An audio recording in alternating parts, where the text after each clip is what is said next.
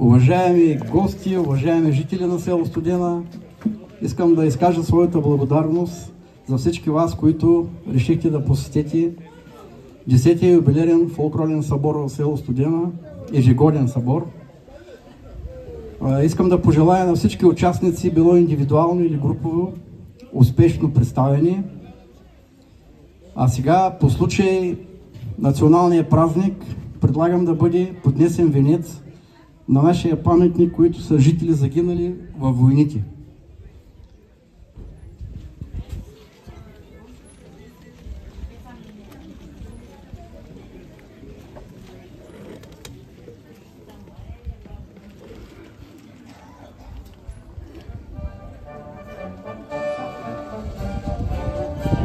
Сега ще дам думата на госпожа Ангелина Пачова, дългогодишен читалищен ръководител с много опит, която ще ви представи програмата.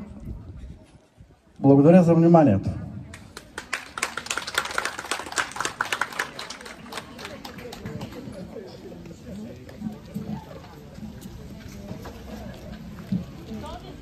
Мили хора, скъпи жители на село Студена, уважаеми гости, на всички казвам добре дошли на 10-я фолклорен събор. Песен се пее, хоро се вие край Сакара. Добре сте дошли в малкото ни, но китно село Студена, сгушено в полите на Сакар планина, за да пеем песни, силни като земята и крилати като душата. Днес повече от всякога е нужно да съхраним българското, за да запомним думите на предците ни, да запазим в домовете си традициите на България. Защото традициите са тези, които ни напомнят, че сме потомци на юначни славни българи и всеки допир до огромното ни богатство ни радва и ни прави горди, че носим името българи. Нека запазим това национално богатство, за да я има България.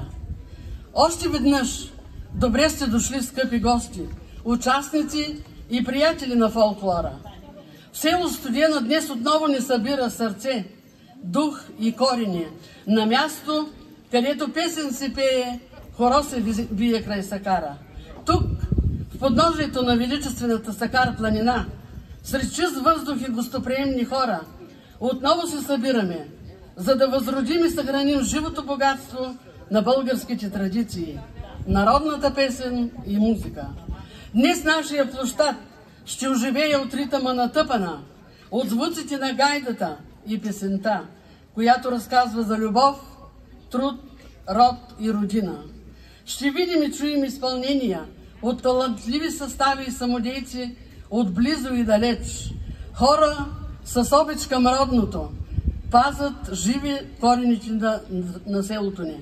Нека този ден ни зареди с настроение, с благодарност към предците ни и с надежда, че българският дух ще пребъде. И сега е време да сътворим душите си за музика и танци. С радост обявявам и предоставям сцената на домакините.